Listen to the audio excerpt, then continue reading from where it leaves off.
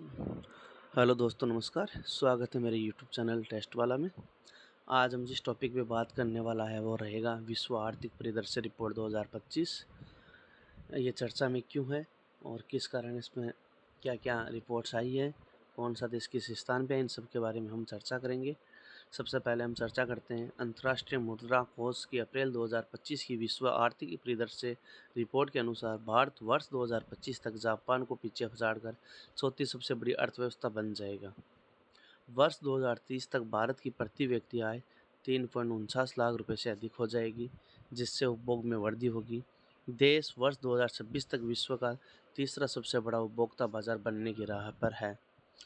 अब इसकी हम विश्व आर्थिक परिदृश्य रिपोर्ट 2025 के प्रमुख बिंदु है विश्व स्तर पर और भारत स्तर पर, इनकी विस्तार रूप से चर्चा करेंगे। सबसे पहले हम इसकी विश्व स्तर वैश्विक स्तर पर चर्चा करते हैं।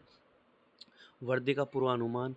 अंतर्राष्ट्रीय मुद्रा कोष ने वर्ष 2025 के लिए वैश्विक आर्थिक वृद्धि का अनुमान घटाकर 2.8% कर दिया है और वर्ष 2026 के लिए यह अनुमान 3% रखा गया है। विश्व की सबसे बड़ी अर्थव्यवस्था संयुक्त राज्य अमेरिका के वर्ष 2025 में केवल 1.8% की वृद्धि दर्ज करने का अनुमान है, जो पिछले वर्ष की अपेक्षाओं की तुलना में काफ़ी कम है। इसका मुख्य कारण नीति संबंधी अनिश्चितता और व्यापारिक तनाव है।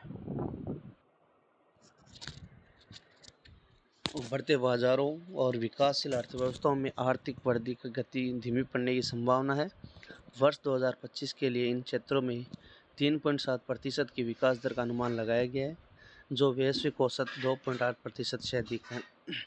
वैश्विक मुद्रास्फीति की दरों में गिरावट की उपेक्षा की गई है, लेकिन यह अपेक्षित गति से धीमी रहेगी। व्यापारिक तनाव और अस्थिर वित्तीय बाजारों के कारण नकारात्मक जोखिम बने हुए हैं, जो वैश्विक आर्थिक स्थिरता को प्रभावित कर सकते हैं। अब भारत में देखेंगे वृद्धि का पूर्वानुमान। जबकि भारत की वृद्धि का पूर्वानुमान वर्ष 2025 के लिए 6.5 से घटकर 6.2% कर दिया गया है, फिर भी यह वैश्विक समकक्षों में के बीच सबसे तेजी से बढ़ती प्रमुख अर्थव्यवस्था बनी हुई है। IMF का अनुमान है कि भारत का नाममात्र सकल घरेलू उत्पाद GDP वर्ष 2025 में 4.187 ट्रिलियन अमेरिकी डॉलर तक पहुंच जाएगा, जो जापान के अनुमानित 4.186 ट्रिलियन अमेरिकी डॉलर को पार कर जाएगा। प्रतिस्पर्धियों से तुलना। इस मामूली गिरावट के बावजूद भारत अधिकांश वैश्विक और क्षेत्रीय प्रतिस्पर्धियों से बेहतर प्रदर्शन कर रहा है, जिसमें चीन भी शामिल है, जिसके धीमी दर से विकास करने का अनुमान है।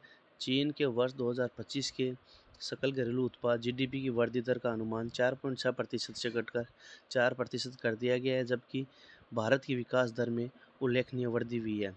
IMF का वर्ल्ड इकोनॉमी आउटलुक अप्रैल और अक्टूबर में अर्धवार्षिक रूप से प्रकाशित WEO वैश्विक अर्थव्यवस्था और अलग अलग देशों के लिए विश्लेषण तथा अनुमान प्रदान करता है।